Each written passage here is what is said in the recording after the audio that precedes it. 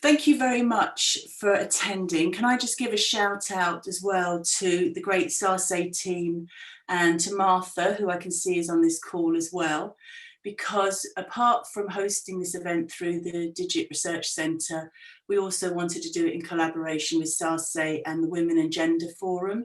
And Martha's been quite instrumental in helping support us do that. And there are a lot of links on that site to issues around COVID and Black and gender issues arising from the pandemic. And also thanks to the ESRC for funding the centre to enable us to do this. Okay, I briefly want to introduce Francesca. I wanted to basically say why we'd invited Francesca. We met up in about March 2018 and was very impressed with Francesca's work using autoethnography to capture the Black women's digital lives. And as a quantitative researcher, having done some quantitative analysis using sensor data on ethnic groups in the UK labour market, Francesca came from looking at this topic in a very, very different methodological approach. And although ethnography is a very well-established methodology, I was really impressed by the kind of innovative new perspectives you could get from this. So much so that I was actually inspired to try and practice doing some of this type of methodology with some of my colleagues who are also mainly quantitative researchers. And what I wanted to say was essentially what I thought was interesting about bringing Francesca to talk about her work, apart from the topic, which is so important at the moment, was also for enable us as researchers to think about different ways that we can use new digital technologies to capture and innovate around creative ways of trying to understand these different types of experiences. Anyway, without further ado, I'm going to hand over to Francesca shortly now. Francesca is a lecturer in School of Journalism at Cardiff University, and we're really pleased to support her in her book launch today on the digital lives of Black women in Britain. So over to you, Francesca, who will talk for about 30 to 40 minutes, and then we'll have a Q&A after that. Thank you, Francesca, for coming. It's great to have you here. Thank you very much for having me speak today. I've been really looking forward to this event, and I'm going to be sharing some slides that will hopefully illustrate some of the key points that I'm talking through, including as part of a reflection on autoethnographic methodologies and different creative ways that as researchers, we can consider how our own lives and our own social positionalities are implicated in the work that we do. So hopefully if technology is on our side today, you should be seeing my slides at this point. And yes, so I will be focusing on the digital lives of Black women in Britain. And a lot of the work that I'm currently still doing in this area stems from my PhD project, which started in 2015. And I'm aware that there'll be different people here today. Some of you might be researchers yourself. You may also be at very different stages of your career. And that's one of the reasons why I wanted to include a few moments to reflect on the experience of moving from doing this PhD to writing a book about this topic and continuing to do work that focuses on the lives of Black women in Britain and elsewhere in the world. So as has been mentioned, I'm a lecturer in digital media studies at the School of Journalism, Media and Culture at Cardiff University, where I'm also director of the BA programme in Media Journalism and Culture. I'm also the co-communications chair of the International Race in the Marketplace network, which involves various scholars, practitioners, activists and individuals coming together across different countries and continents to do work that addresses issues to do with race and racism in various marketplace contexts, broadly defined. So I always like to highlight the work that's coming out of that space because especially in 2020, there have been lots of conversations to do with racism, to do with anti-Blackness, to do with the marketplace. And there are many people who have been doing work that focuses on all of this for quite some time now. So my recent book, The Digital Lives of Black Women in Britain, it is a book that, although the focus is on digital experiences, and in particular, an exploration of how work and labour experiences are part of the different ways that Black women in Britain are using digital tools on a daily basis as part of social interactions, a leisure pastime. There are moments of joy and kinship that can be involved, and also a lot of moments of hardship too. So harassment and online abuse that is navigated. And the book that I wrote based on this work, I hope, is a book that not only draws on academic research, but also includes various autoethnographic reflections, which I'll speak a little bit more about shortly. And as I was still writing up the final stages of this book earlier this year, around about springtime, there are a few comments that consider what it means to be a Black woman in Britain today in 2020, how the focus on digital media and digital technology that we've seen as part of responses to COVID-19 and social distancing has also placed an additional burden upon Black women who have been already dealing with different difficulties in digital spaces for a long time before 2020, but who now might find that they are being encouraged or coerced or forced to be especially visible online in ways that can really compromise their health, well-being, and their safety too. So how did all of this start? As I mentioned, in 2015, I began a PhD in marketing with a focus on critical approaches to consumer culture at the University of Dundee. Before this, I'd been an undergraduate in sociology and politics at the University of Edinburgh. So I feel that a critical sociological and political approach has really underpinned my work for a long time. And initially, this project was going to be really dealing with the different ways that Black women in Britain are depicted on television, and also how Black women in Britain were engaging with media representations at that time. So when I started the project, although I was thinking a little bit about social media and digital media, the emphasis really was on TV and mainstream media in different domains. But as soon as I began to do interviews, which have really formed the core of this research, it became very clear that many other Black women were turning away from mainstream media, were actively seeking out different digital spaces, digital communities, digital tools as a way to create, curate, and share different depictions and different pieces of content that were often glaringly absent in mainstream television and different mainstream media spaces.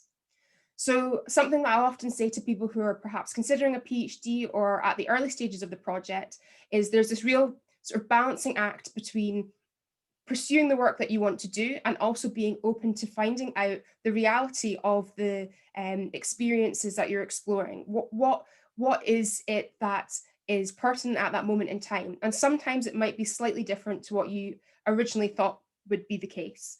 So for me, this sort of move away from thinking about TV and this move towards digital formed a central part of the work that I continue to do today. And as well as conducting interviews with other Black women in Britain about their media experiences and lives more generally, I made use of autoethnographic reflections in the form of creative writing, journaling, drawing, painting. So hopefully there are some images on the slide that you may be able to see, which include drawings and paintings and notes that I made as a way to not only think about my research and what it was that I was looking at, but also my experience of the research process.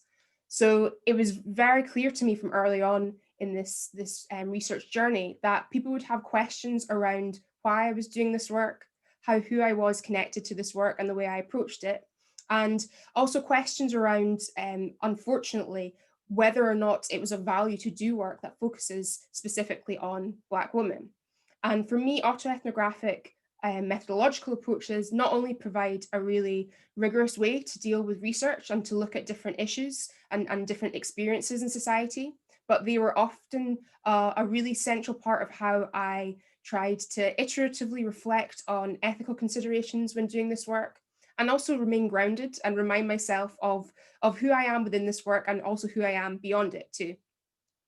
So as part of this project, I was thinking about entangled processes of what might be referred to as Black cultural transmission and consciousness raising. So in other words, I was looking at the different ways that Black women were sharing knowledge, were connecting across countries, and were connecting in ways that might involve reflecting on their different cultural experiences, the specifics of who they are. And the consciousness raising element might involve connecting in ways that is sort of located within a shared politics. So that might be at times connecting with other Black women who were doing consciousness raising work around Black feminism or anti-capitalism. And amidst all of this, as I mentioned earlier on, there were many moments that indicated the different ways that work and labour is very much a part of how some Black women in Britain experience digital spaces, social media, and what they do online.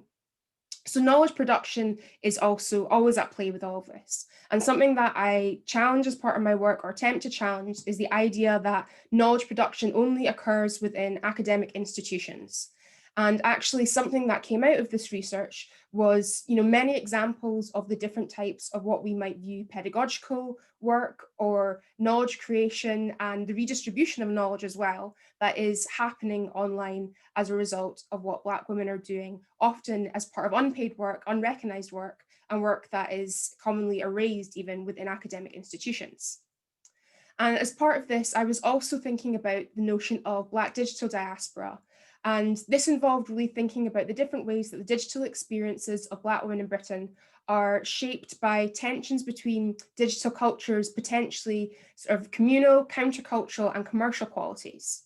So thinking about what it might mean to feel as though you're a part of this wider Black diasporic experience and part of this wider collectiveness, but also exploring that in digital spaces that are very much tethered to commercial entities and capitalist structures that are entangled with forms of anti-Blackness and the oppression of Black people.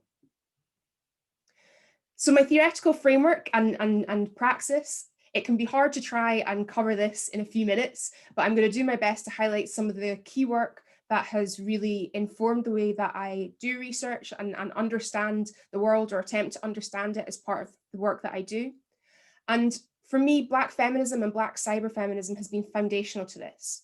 So this includes the work of scholars such as Kishonna Gray, who has done incredible Black cyberfeminist work that is just really brilliant in terms of providing an understanding of the nuanced ways that Black women might experience certain digital technologies, and how there can be moments where liberationist goals can be pursued partly as part of the way people use technology, or moments of play and moments of joy, but also this Black cyberfeminist approach really accounts for the interconnected nature of anti-Blackness, sexism, misogyny, ableism, and different forms of oppression that are sometimes treated as separate entities as part of unhelpful frameworks that really diminish the lives of Black women.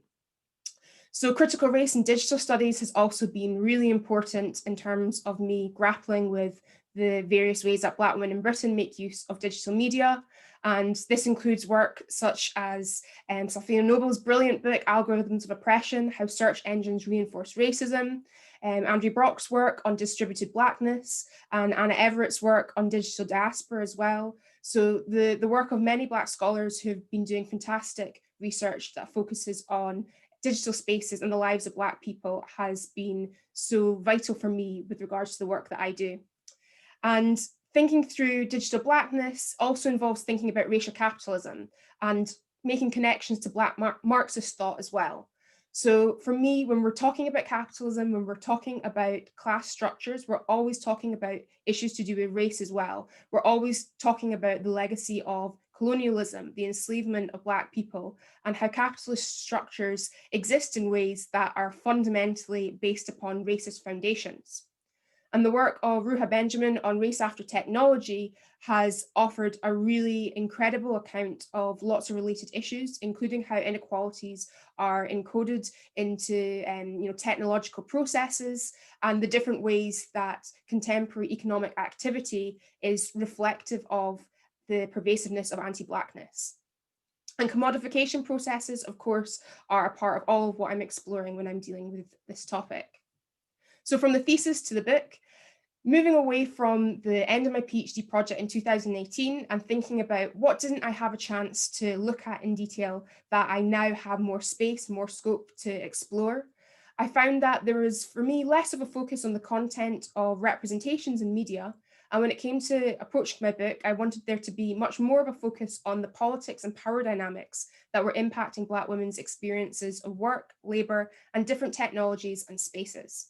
So what this meant for me was that at this stage, I was really trying to interrogate the different structures that limit the potential for Black women to seek out meaningful and paid work in digital environments in the same way that we often see non-Black people being able to do.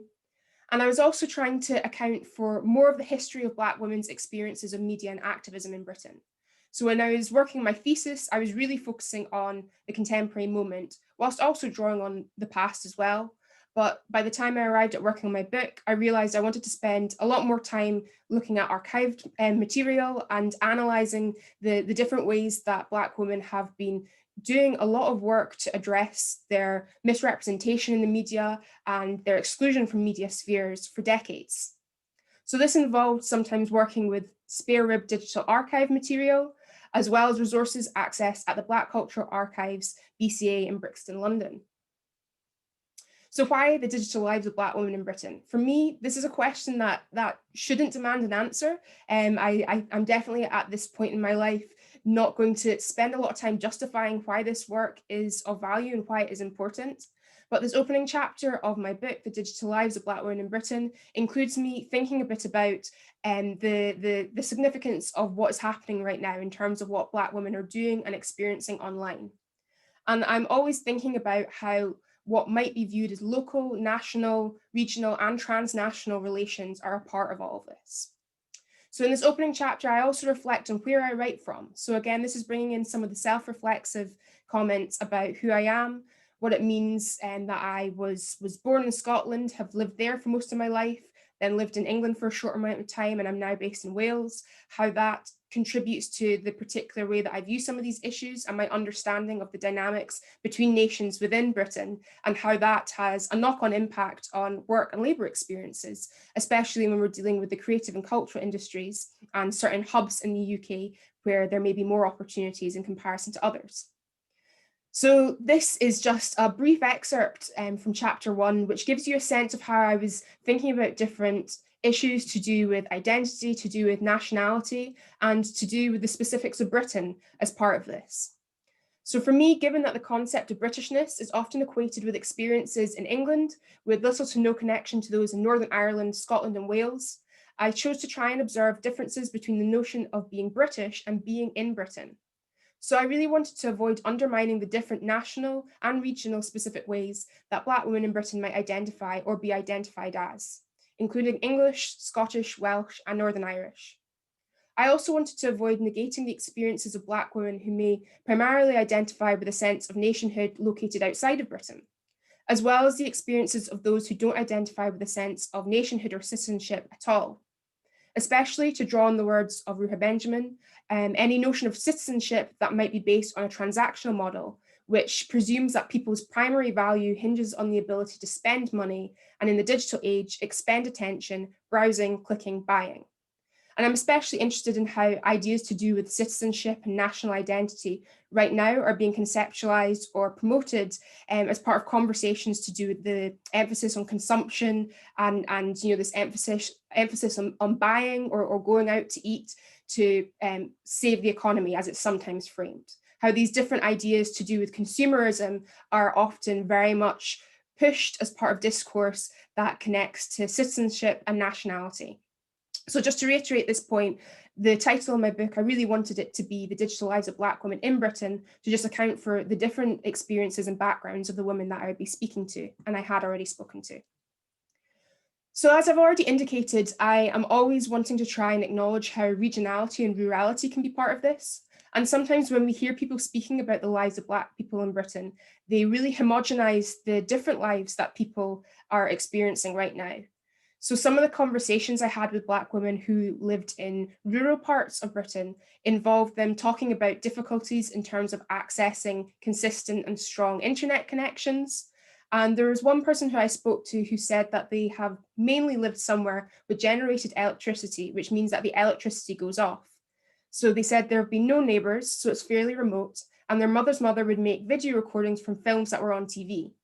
And I've included these comments because I think it's an important reminder to avoid speaking about the digital experiences and lives of Black women in Britain in ways that are based on the assumption that Black women all have the same degree of access to digital technology and digital spaces as one another, when that's just not the truth. So chapter 2 of my book then starts to focus more so on Black women's media history in Britain. So this is looking at examples of self-representing and organising around Black women in the media, and dealing with this politics of representation. So really challenging this idea that superficial forms of representation or a rise in the number of Black women featuring in the media or in certain spaces seems to involve any meaningful change in terms of structural oppression and any meaningful change that actually impacts their material conditions. So as part of this chapter, I really try and critically engage with the statement representation matters and push against that and spend some more time drawing on the work of brilliant scholars and activists such as Stuart Hall to think about the politics of representation right now and the different ways that commercial organizations sometimes weaponize that as a way to claim that they're doing something substantial to tackle racism and anti-Blackness, but which ultimately only involves them making some symbolic gestures in the form of changing representations that don't speak to any significant changes in terms of tackling inequality.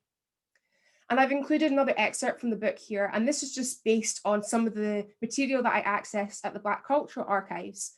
And there are many bulletins, there are many documents that really indicated the different ways that Black women for a long time have been critical of how digital technology is used or used against them, and also critical of the power relations that might be embedded in information communication technology, as it was especially referred to in the 80s with regards to this example.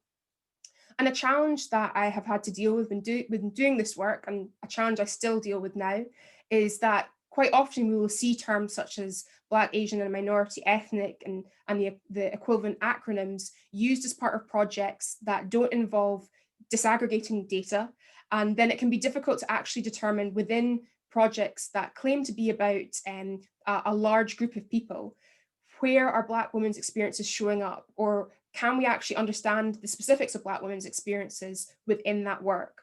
So I'm always looking at archival material with a critical awareness of how different terms to do with race and racialized identities have been used in Britain, and sometimes or arguably often in ways that actually obscure the realities that Black women face. And Black women's media industry experiences, now bringing it back to sort of the 21st century, some of the different conversations I had with people included conversations that made it clear there were moments when there was an opportunity to become more involved in the media industry and pursue potentially fruitful work, but that an awareness of the types of discrimination and abuse and potential violence that Black women would face as a result of doing that work meant that they may turn down opportunities. And in this case, I was speaking to a woman who's based in Scotland, and she's a Black African Muslim woman. And she was saying that she really wanted to pursue a career in this area, but that she was very concerned about what it would mean to be hyper visible in that context, and whether or not institutions that she might be working for would support her when it came to dealing with harassment. So for me, I was reflecting on the futility of media industry diversity initiatives, which are marketed as enabling Black people's entry into careers in the industry, but which can ultimately fail to identify institutional measures to actually support such individuals in the likely event that their hypervisibility in the media leads to abuse from the public, including in this case, anti-Black, xenophobic, sexist, misogynistic, and Islamophobic abuse, which is also impacted by colorism and the way that society treats light-skinned Black people in a very preferential way. And typically when media organizations are wanting to reach out to a Black person or are attempting to amplify Black voices, as they'll say, they'll typically approach a light-skinned Black person because of their proximity to whiteness and lightness in terms of their embodiment. So it was really a case of reckoning with what it means to see there are so many Black women who want to pursue work in the creative and culture industries and who are more than qualified for many roles, but who are worried about the abuse they will face, not only from the public, but also from some of the institutions they may want to work for.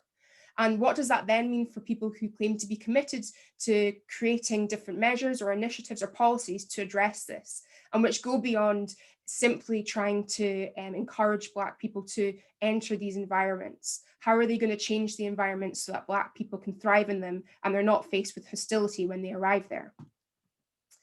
So a legacy of self-organizing, this is from some of the spare rib material that I accessed. And this was a discussion to do with different media conferences and events that Black women were putting together at that time in the 80s to really address the type of inequality they were facing and to address the different ways that the media was a part of this.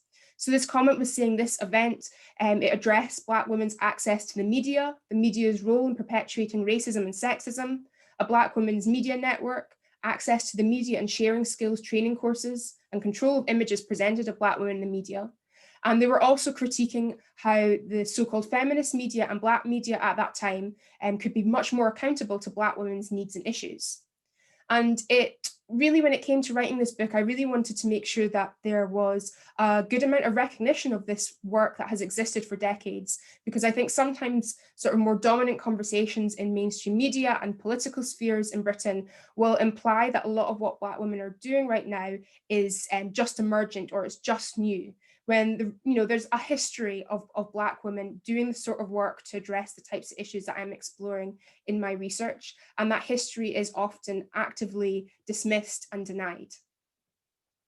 So between community, creativity, and commodification, at this point, you're probably aware that I've been really trying to wrestle with the different ways that Black women might make use of digital media and digital tools as part of enriching and community-oriented work and creative work, and also just as part of the fun that they have in their lives.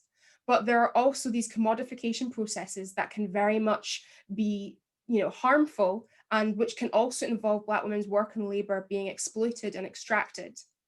So I was looking at the different ways that Black women in Britain have been and continue to carve out their own narratives, their own spaces, and often, rather than focusing on the language of inclusion and attempting to enter spaces that they know are going to be harmful to them, Black women are looking for ways to create new platforms, to find a way where there is no way. And this also involves, though, really having to face the reality of corporate co-optation at times, the spectacularization of Black people in their lives, and superficiality. And I'd say we've seen a lot of this year in terms of, well, all of this, but the superficial brand and commercial responses to conversations to do with anti-Blackness and to do with the galvanizing visibility of Black Lives Matter organizing and Black activist and grassroots work. So alongside this project for several years, I've been doing work that focuses on the notion of woke washing. So that's the different ways that commercial organizations have been attempting to contribute to conversations to do with social justice issues and activism, especially with a focus on Black activism and feminism, but in ways that ultimately involves them pursuing profit and prioritizing profit over people and looking for promotional opportunities and managing their reputational risk, as opposed to substantially supporting grassroots organizing in a sustained way. And this excerpt here was based on a time, sort of several years ago now, really. But I think this year we have seen just the expansion of so many moments when corporations are attempting to co-opt what Black people are doing. They're attempting to spectacularize them, not only the harm that they experience, but to spectacularize their moments of joy as well. And they're sometimes presenting the content that they are creating as organizations, which is very much at the surface level in terms of representation, but they're trying to present that as being some sort of revolutionary anti-racist act. So here I'm reflecting on the different conversations I've had with people who have said that public discussions they have on social media might be used and mined by non-Black individuals and institutions in search of material for article pitches and content that those organizations or people feel connect to Black cultural references, but without having to involve or credit Black people, especially Black women. So there are moments where we're seeing uses of perceived signifiers or misuses of perceived signifiers of Blackness. And this maybe connects back nicely to the work of Hall again, when thinking about Black people and Black popular culture and how that's digitally mediated right now.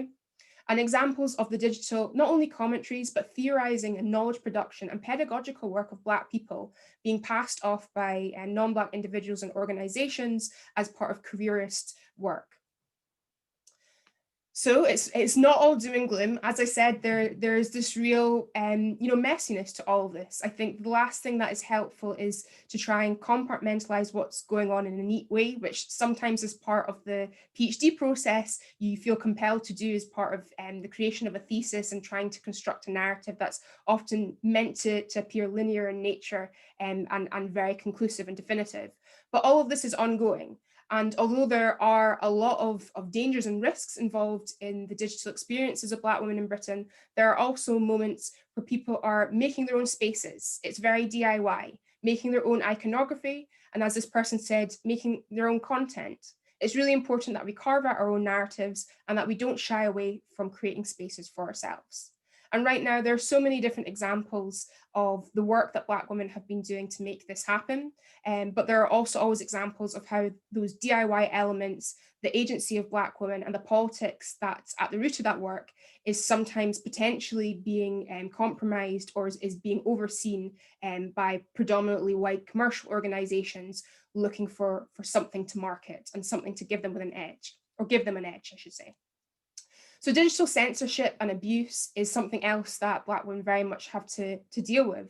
And this is where it's really important to think of the fantastic work of Moya Bailey and Trudy with regards to misogynoir and providing this language and an understanding of the interconnected nature of anti-Blackness and misogyny, sexism, heteronormativity, and the different ways that Black women experience oppression as a result of all of that. So someone I spoke to said there's this spectacularization. And this was when thinking about social media and why they very much moved away from it and never really wanted to be a part of it in the first place, but felt the pressure to. There's a spectacularization and superficiality and bullying.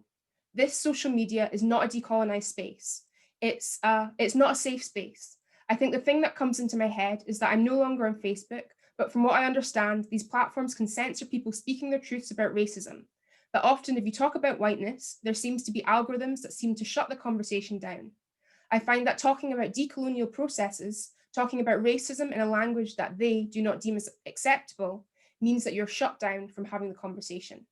And they went on to say that the contrast to this is they saw many examples of racists, of white supremacists, of people, talking, providing hate speech, harassing people online in ways that seemed to be far from censored or managed or dealt with in the same sort of way that they felt Black women and racialized people speaking out about racism face when they're just speaking their truth and they're trying to challenge these types of oppression. So there was this real disconnect between the censorship that this person feels Black women are experiencing and which we see Black women experience, and the censorship or lack of censorship and lack of moderation and management of the hate speech and anti-Blackness that is very much present online. So there were lots of discussions I had with people about institutional anti-Black racism and the creative and culture industries. In this case, someone was reflecting on a very well-known creative and culture industry organization who was refusing to acknowledge the anti-Blackness that is a part of their structure and how they operate. And they said, when I spoke to them about how the organization is not representing me and my brothers and sisters, Black and brown in the UK, they simply said, we've got, and they named one Black woman employee, as though that was an indication of the fact that they cannot possibly be anti-Black or sexist or oppressive. And this person I interviewed said, I say all this in relation to how they use media, as I noticed on their Instagram, they'll often have an image of a Black person sat outside looking like they were minding their own business. They've instrumentalized this young Black person. I think there needs to be a whole rewriting of it. That's sort of social media and the way a lot of these organizations run. Black women need to be making these programs and these platforms.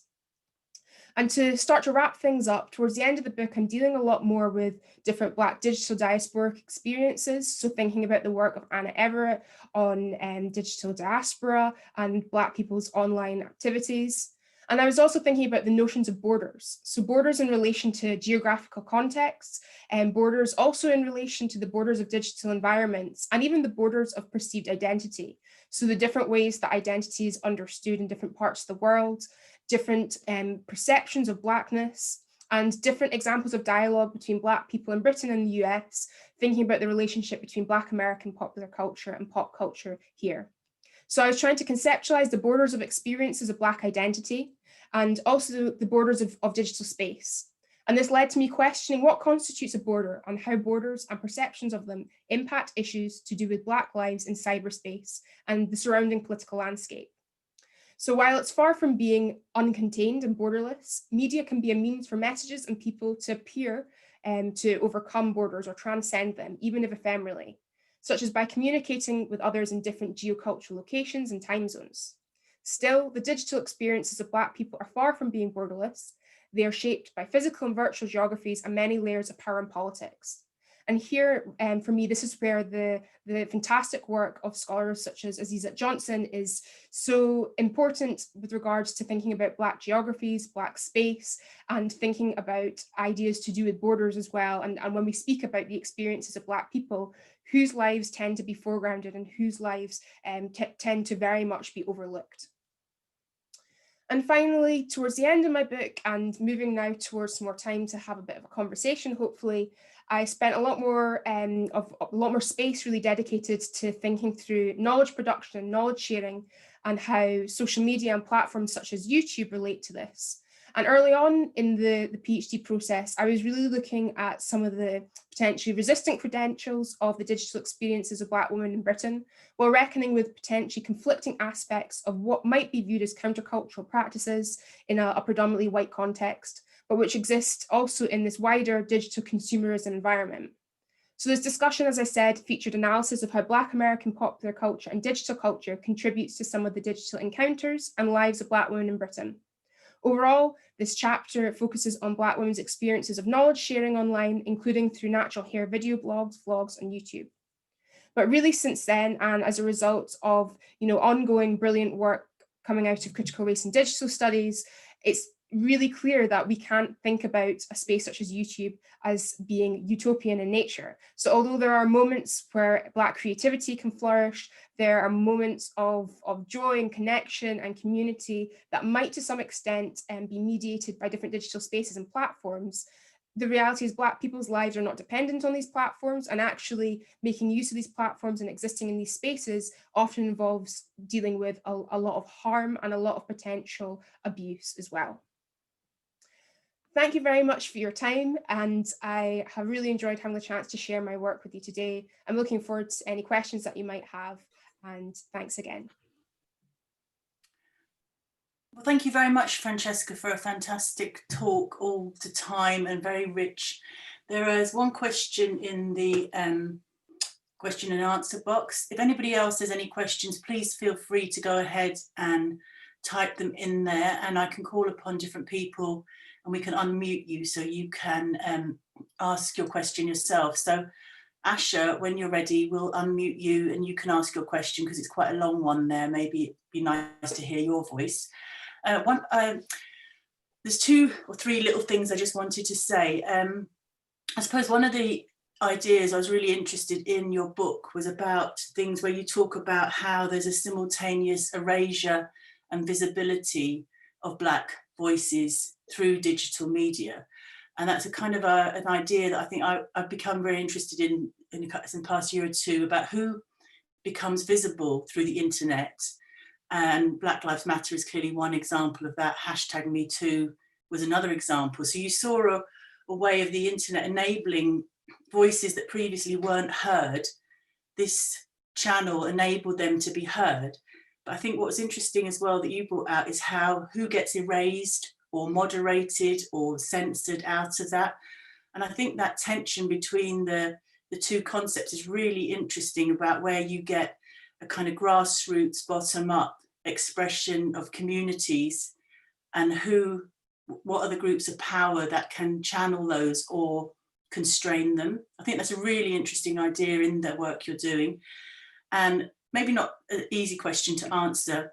You also talk about how, in a very interesting way, how different Black communities and Black women's communities are connected or disconnected. So a question you don't have to answer straight away is, the concept of connectedness is really central to the Digit Research Centre. So what do we mean by the connected worker or the connected economy? And I suppose, would you like to, I mean, you've listed some of the things here. If you were to give some tips to the great research team we have, of which you're now part of it because you've been funded through the Innovation Fund for a new project, I've put a link on the question and answers so you can see a project Francesca's leading on this year on creators of colour. So my question is, have you got any tips of where you would suggest research agendas should go in looking at these concepts of connectedness and disconnectedness? I know it's a big question, and if you can't answer it all, it doesn't matter. And after you've had a chance to do that, then we'll hand over to Asha to ask some questions. And I've got 6 questions in the Q&A. So I don't know if you want to have a go at that first. Tell us what you think we should be doing. Yeah, I'll have a go at it. I think for me, the concepts of connectedness and disconnectedness can, to use the word connected again, can be connected to questions to do with visibility. And I think sometimes the conversations that we see happening, the focus on expansion or visibility or connectedness and growth, sometimes doesn't involve a critical exploration of what does it mean to recognize those moments when being disconnected or disengaged from or being less visible or hard to recognize can actually be important in terms of people's survival strategies. So I think my question is always connected to who or connected to what, and is that sense of connectedness something that is mutual? And are there two people or two entities that feel that sense of connection, or is one person or one entity claiming to be connected to another when that's not the case? And I think when we're dealing with the sorts of spaces that we're speaking about right now, I feel as though I'm seeing lots of examples of commercial organizations claiming to be either connected or perhaps connected, sometimes too strong, but aligned or interested in or supporters of different communities, when we know that's often not the case. So I think I'd always encourage people and organizations to just critically reflect on how these terms are being used and who they're being used about, and if that feeling is shared, if it's a mutual feeling. And because if not, I think there's something else that's going on there, where something is being done to someone or something, as opposed to there is that mutual sense of connection. Great. I've got loads of other questions I'd love to ask you. And I also love the idea of this geographical diasporas and how these are linked up, because I think that is something that's really not very well recognised, how people's migration trajectories historically and through their lived families affect their existence as Black, British and or other migrant communities. But let's save that for another day. Right, Asha, do you briefly want to, that's Asha Roskboli, if I pronounced it correctly. Gemma, are you able to allow him to ask his question briefly? I think I am unmuted, is that right? Yep, fire ahead, Asha. And could you introduce who you are and where you're from, etc., please? I will, Jackie, thank you. And Francesca, thank you very much for a really stimulating and interesting talk. I'm Asha Roskboli. I'm a lecturer in a range of digital areas in Brighton Business School, so primarily working in the business domain, but very interested by the role of media as something that provides other channels. I had two questions and I don't want to be greedy, so I think I'll offer one for the moment. I'm interested in how, Francesca, what you see as the sort of sustained role of media being used by Black communities for purposes of networking, solidarity, resistance, which I feel in the UK has a long and interesting history. One could go back to, I don't know, Peter Fryer's book on staying power, showing substantive publication long before we had digital archives. I was fascinated by you choosing Spare Rib as a source, but thinking about more contemporary Black channels around grime and hip hop, or Black newspapers around Rastafari, for example, seems to me there has been a consistent strand of co-opting and use. I'll stop. Yeah, I think there are definitely many different examples of the press and media work that Black people in Britain have been involved in for a very long time. So I know there's a book on Black press by I think Ioni Benjamin, and there are so many different examples in the Black Cultural Archives and even the Glasgow Women's Library, where whether it's leaflets or bulletins, print copy, the different ways that Black women and Black people in Britain have been using media as part of grassroots organising. And I think right now, to think about some more recent examples, because of the way that visibility is enabled by sort of digital media and social media, and the rise of, I guess, more dialogic communication channels as a result of social media and the move away from a more traditional one-to-many broadcast model, I think what's risky or what's maybe trickier to deal with now is just the level of surveillance that has been facilitated by different digital technologies, which makes it perhaps at times even easier for different organizations and more commercial entities to try and observe what Black people are doing, to try and claim it as their own, and to try and co-opt what's happening. So I would never write off digital media and digital spaces as not providing opportunities for Black people to do work on their own terms. And, you know, the brilliant work of Sarah J. Jackson and Moya Bailey and I think Brooke and Fuqua-Wells on hashtag activism really gets at the importance of examples where people are mobilizing with the use of digital technology. But I think when we're thinking about this, you know, in the context of Britain and the history of Black women making use of media, the more visible that Black people are online, the more we're seeing organizations engaging with them in ways that are ultimately at odds with the lives of Black people and their liberationist work. Thank you. I think that's really useful to be reminded of that, because the risk of sort of co-opting the pattern of appropriation is very strong, and the need for sort of almost like a coding that helps to keep invisible what is being made visible amongst those who want to share messages. Yeah, thank you. Thanks, Asha. Could I move on to the next question, which is from somebody called Chris? If Gemma's able to unmute them, and to follow on, there's another question from Bengo Media, which is Claire Hudson. So, and the next person will be Gabriella Lurerio. So, if Chris, would you like to ask your question? Yes, thank you. Hello, Francesca. Thanks for your. Can you say who you are as well and where you're from? Oh, hi. I'm Chris. I'm from London. I'm particularly interested in any long-lasting solutions that you found in your research. So, given the fact that people have a visceral need to create, to earn a meaningful income, and to control or protect what they create, and possibly leave a legacy, did you come across any mechanisms through which this could be done? So, for example, cooperatives or any other kind of response, because you want to create something, you want to do something with it, but then there's always that risk that somebody comes along and just rips you off. So just any positives in terms of what people actually created beyond the initial creative thing that they did would be great. Thank you. Thank you. I think this is where the role of collectives has been so crucial to a lot of examples of what Black people are doing in ways that effectively sort of manages these forms of potential co-option. And I think this balancing act between trying to make work visible when it feels as though it's in the interest of different communities, but also not pursuing sort of visibility as a means to an end. So I think I'd love to say I have some very clear solutions to address all of this, but I think rather than framing it that way, what I do feel has come out from my work is this real question around the focus on visibility and representation as it's often framed in mainstream media and political environments, and much more of an embracement of the benefits of more private work and the benefits of doing things under a collective name and as part of a grassroots community, as opposed to as a standalone individual.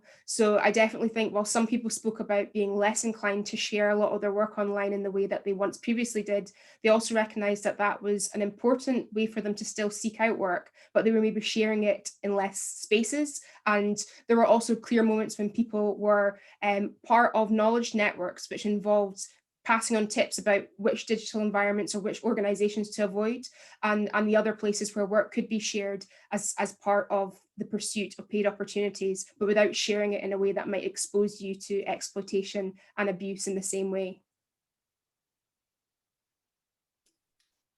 Great, thank you. Can I move on to, because there's going to look quite a few questions here, to Bengo Media, Claire Hudson, and after that, could we have Fatima from North Carolina and Gabriella, who have also some questions too. So first of all, Claire Hudson.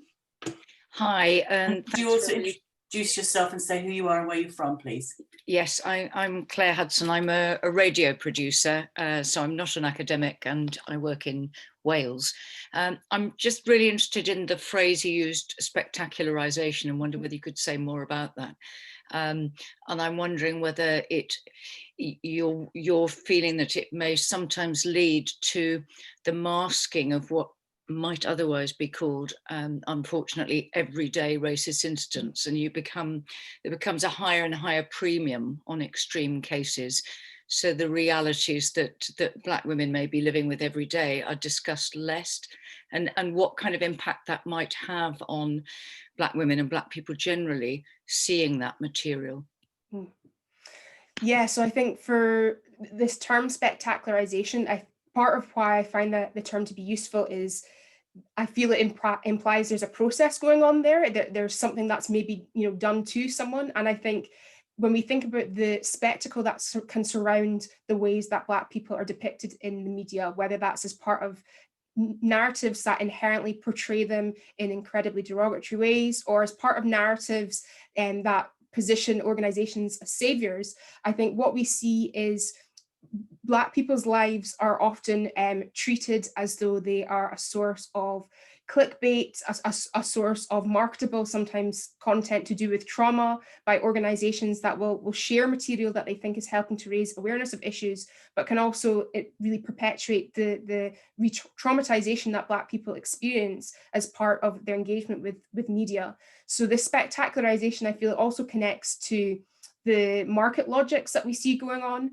whereby organizations or particular types of media organizations that support particular types of political positions will know that something's going to result in a response, and they may know that they're producing content or sharing content that's ultimately harmful to Black people, but they know it can generate a spectacle, a sense of spectacle that can also help them to pursue profit. So for me, this spectacularization is ultimately associated with the negative ways that Black people are drawn into media narratives and are depicted as part of wider strategies to ultimately generate profit and stay relevant as media organizations looking for something to create interest. Great, we have about 6 minutes left. We have 2 more questions, and I need to give a shout out to say thanks to the ESRC for funding this, thanks to SASE for joining us in this great adventure. And we also have, we have to shut down, I'm afraid, on the hour apparently, because that's what the computer says, I'm afraid. We also have a short poll for your opinions on how this session went. We are also very open to having any suggestions you have if there are events you'd like us to run on a range of issues related to digital futures at work. So anyway, let me hand over now, having said those last plugs, to Fatima in North Carolina, and Gabriella. Maybe Gabriella's gone. Can you all hear me? Yeah, would you like to introduce yourself, Fatima?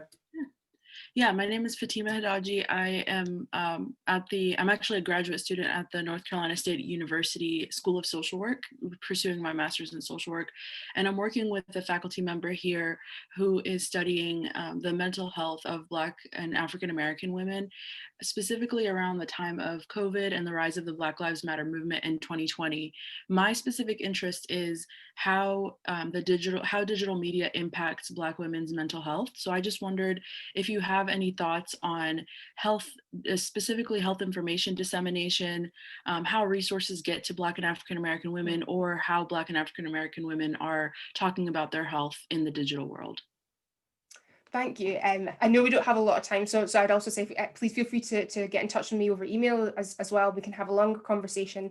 But I think that there are definitely scholars such as Rihanna Walcott in Britain who's done a lot of work around mental health and Black women's lives. And there are also, again, examples of how Black women are making use of social media and digital technology to raise awareness and share vital knowledge that is often absent from more institutional mental health and healthcare settings. So I think beyond that, I could speak for longer, but I know we've only got a few minutes. And I'd say I think another place that's doing brilliant work is the Free Black University, and they have a fantastic e-library with a whole range of resources that can be freely accessed, including my book. So yeah, I think there's a lot of really good information out there, but I'm happy to have a longer conversation another time. Great, thank you so much. Thank you very much, Fatima. And a last question, Gabriella, would you like to ask your question about consciousness raising and legacies? And say who you are, please. Hello, can you hear me? Yeah, hi. Yeah. Thank you so much for the time and for a brilliant presentation, Francesca. My name is Gabriela Loureiro, and I'm a PhD student based in London. And I also look at consciousness raising and digital activism in Brazil in my work. And I have seen used archival work as well. And there's a lot of archives of consciousness raising feminist activities in the 80s from white feminists in the US and the UK. Like the Brixton Black feminist groups in like other Black feminist groups, the archives show a lot of work with welfare, access to welfare, and other type of anti-racist struggles. And I've perceived a kind of whitewashing of consciousness raising in the archives that I had access to, at least. And I was wondering what is your take on this, on Black feminist consciousness raising from the 80s until today, and how if you agree that there's a certain whitewashing of that activity. Yeah, I know we've only got 2 minutes, so hopefully this will be fairly short and sweet, but I agree that's something that happens. And I think this is where books such as Focusing on the Heart of the Race and the Lives of Black Women in Britain is so important, and the different collectives and grassroots groups that Black women in Britain have been a part of. So I'd say those archives often exist, but in different ways, but those archives are rarely recognised or financially supported in the same ways we see other archives being enabled. So yeah, I agree. So in the 1 remaining minute I have, I want to say thank you very much, Francesca, for a fascinating presentation. Congratulations on your new book. Thank you very much to all the people who participated for such a really vibrant discussion. As Francesca said, you can follow her up. You can also subscribe to the Digit newsletter, and we have a whole series of events coming up on Friday about young people in the labour market.